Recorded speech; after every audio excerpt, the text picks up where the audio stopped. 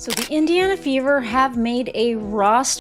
So the Indiana Fever have one roster spot left, and they have got 5 players for the roster. The Indiana Fever made some surprising decisions. And no, they're not adding a new mascot. They've released several of their star players. The move seems aimed at giving Caitlin Clark a better shot at winning a championship. It's a bold strategy that has everyone talking, raising questions about the team's future and Clark's potential path to victory.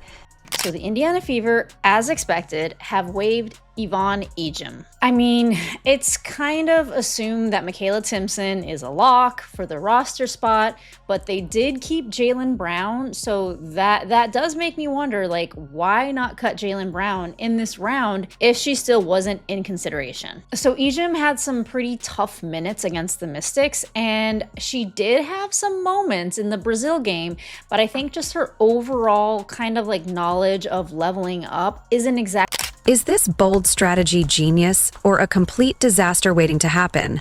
Stay tuned because we're about to explore what could be the most dramatic twist in WNBA history. Things are heating up, and you won't believe the real story behind these shocking moves. Get ready for an inside look at what's truly going on with the Indiana Fever. Theo, we do have some not so great news, and that was just announced today that the Fever have made 2 cuts after the first week of camp. 3rd round pick Bree Hall and free agent signing Jillian Elaine. The roster now stands at 13. They need to get down to 11 for salary cap purposes by May 15th. And this is the sad part about the WNBA. Even if you are drafted to a team, that does not guarantee you a roster spot. The WNBA does not have a league like the NBA has with the G League, where they can assign players to the G League. They can flip back and forth between G League and playing in the NBA. The Indiana Fever, a team that somehow balances chaos with fan admiration, recently made some surprising roster cuts that have left the basketball community puzzled and questioning their decisions. Fans are left wondering who remained and who was let go, as the Fever's latest moves seem as clumsy and confusing as a toddler attempting to play chess. Awkward, misguided, yet strangely unforgettable. These unexpected changes have sparked conversations across the league, with many questioning whether the team's strategy is brilliant or a complete misfire. Regardless, it's clear that the Fever's recent roster shakeup is turning heads and setting the stage for an unpredictable season ahead. If you support Caitlin Clark, subscribe our channel and comment "CC is the GOAT" down below. But we are required, based on salary cap restrictions, to cut it down to final 11 players. And unfortunately for these 2, Bree Hall, thank you, but your services are no longer required. And Jillian Elaine, we appreciate you for... Let's start with the roster cuts. For a team known for struggles over the years, their recent moves seem more like a kid's attempt at art with broken crayons, confusing and misguided. The decisions raised plenty of eyebrows, leaving fans wondering what went wrong. Picture the front office huddled over coffee, scratching their heads, as they try to make sense of a roster that's been more chaotic than a school talent show. Instead of a strategic rebuild, they seemingly tossed out players haphazardly, seemingly prioritizing Caitlin Clark's potential over stability or team cohesion. It's as if they're gambling on future superstar power without considering the current team's needs, making their moves appear reckless and ill-planned. So the Fever made some unsurprising, but of course always still sad roster cuts today, because you want to see everybody get an opportunity, and the cold reality of the WNBA is Caitlin Clark has become the shining light for a franchise that's been crashing downward, like a rock tied to a balloon. It often feels like she's the only player still standing, given how much attention she's drawing. The Fever front office seems to have looked around, recognized their mess, and decided to discard almost the entire roster, except for Caitlin, who they clearly see as the sole player worth focusing on. The other players, they're simply fortunate to be in the same orbit as Clark, almost like afterthoughts in a star's shadow. This obsession with her has overshadowed the team's overall progress, leaving fans questioning the franchise's priorities and future direction. The Fever make these cuts, and again, they're not surprising ones, just because I think most of us expected when Jillian Elaine signed a training camp contract, she would not be making the team. She got a few minutes in the exhibition game, didn't particularly stand out. had some decent production from a box score standpoint. She didn't play in the first preseason game, but she was released or waived. If you're enjoying, please subscribe. The front office's recent moves have been as smooth as a wrecking ball crashing through a fragile window. With the Fever currently sitting near the bottom of the WNBA standings, releasing players seems almost like a hasty decision, one made without a clear game plan. As if the message is, we might not know what we're doing, but Caitlin Clark is here, so that's enough. It's almost as if the franchise is doing everything in its power to clear the way for Clark's journey to a potential championship, making the path as unobstructed as possible. Let's analyze the roster decisions. Caitlin Clark remains the undeniable centerpiece, the star around whom everything else revolves. If you didn't realize she's the focal point, then you've missed the memo that the Fever's entire strategy involves giving her the ball, stepping back, and hoping she can turn the game around. Meanwhile, many talented players have been shown the door, leaving the roster with a handful of role players who are simply there to hold the line while Clark pulls off another highlight reel play. This approach raises questions about the team's overall vision and whether sacrificing team cohesion for individual brilliance will pay off in the long run. No! Hancock fans, Bree Hall fans, I have some terrible breaking news. Looks like the Indiana Fever have officially waived Bree Hall. Indiana Fever also waived Jillian Aileen, who was given a training camp contract. She was actually drafted in 2016 in the second round. Taking a step back to examine the roster cuts, it's clear what the Fever front office's mindset is. In its seemingly infinite wisdom, the organization appears to have decided that if they can't assemble a balanced, competitive team, they might as well just hand over the reins to Caitlin Clark and let her steer this ship wherever it's headed. It's almost as if they looked at the roster and thought, you know what? Let's keep the one player who has any real shot at leading us out of this mess and cut everyone else. They were never truly essential anyway. But these moves aren't solely about releasing players. They're also designed to give Clark every chance to shine as the star she's destined to become. The so-called cuts seem more like reassignments, because the Fever's front office seems to believe the team doesn't need more than one player capable of making a real difference. Everyone else is either being sent to the maybe next season pile, or in some cases told they're lucky to still be on the roster at all. The underlying message is clear. The focus is on Clark's development, while the rest of the team is secondary, perhaps even expendable, in the grand scheme of their questionable rebuilding plan. But I'm not seeing Bree Turner being the Bree Turner that I wanted her to be. And Bree Turner is a rim runner, so we all kind of thought that she was a lock. And she was in that gym practicing every day with the Indiana Fever, which was a good sign. But Makayla Timpson is also a rim runner and kind of feeling that she could come in for Howard. Like once, Howard can mentor her, and Howard really likes Makayla Timpson. As frustrating as it is to watch the Fever throw their roster into disarray, there's a strange kind of poetry in the chaos. It's as if they've made a conscious decision to build their entire team around one player. Caitlin Clark, who, let's be honest, is the only reason anyone still pays attention to them. Clark has become their golden ticket, and the organization is placing all their bets on her. There's a certain audacity to this approach. The Fever's strategy seems to be, why bother assembling a balanced team when we can just rely on Clark to carry us? It's almost as if they're banking on her becoming a one-woman wrecking crew, hoping she can somehow turn the tide in their favor. When you think about it, what other options do they have?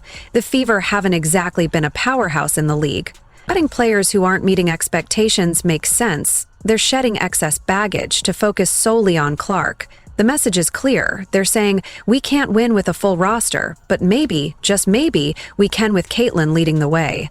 At this point, it's all a gamble, but one they seem willing to take. There's some sad news. Yvonne Ejim got cut today. She got cut today. I just saw the newspaper clipping online, and I feel bad for her. I thought she did really well, put a lot of effort. I hope some team pick her up, but she's gone. As for the players shown the door, you can't help but feel for them. Sure, they may not have been putting up big numbers, but getting cut by a team like the Fever has to sting deeply. When you're told you're just not good enough for us, and the team itself is a complete mess, it makes you question the entire point of it all. Should I leave now and try to find a better opportunity, you might wonder? But then, who's actually hiring right now? Besides everyone else but the Fever. It's safe to assume that the players remaining are sitting around, exchanging nervous glances, wondering how long they'll be spared before they face the same fate.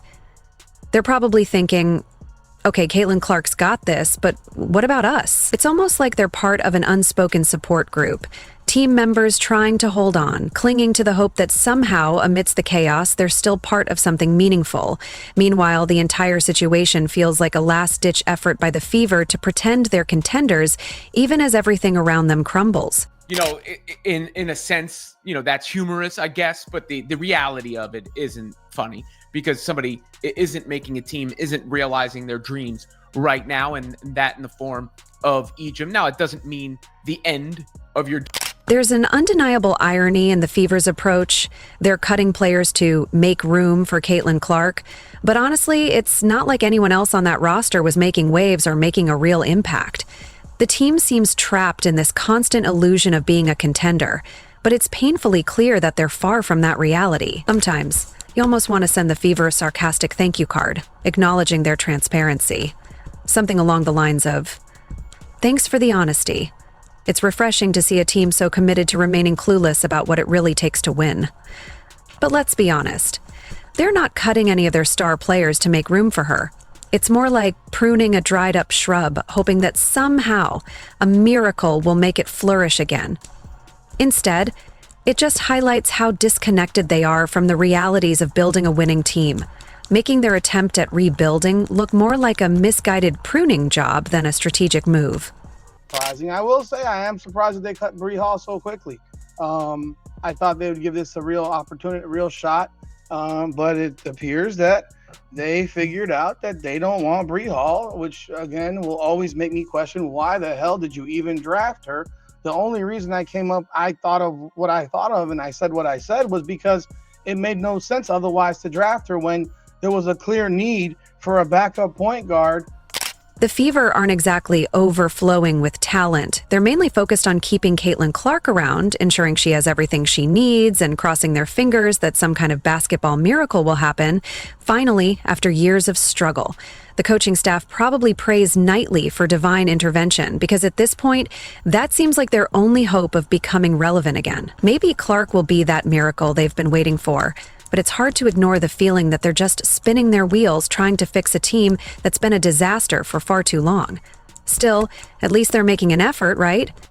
In reality, it's bigger than just Caitlin Clark. This isn't merely about basketball. It's about clinging to hope, no matter how faint.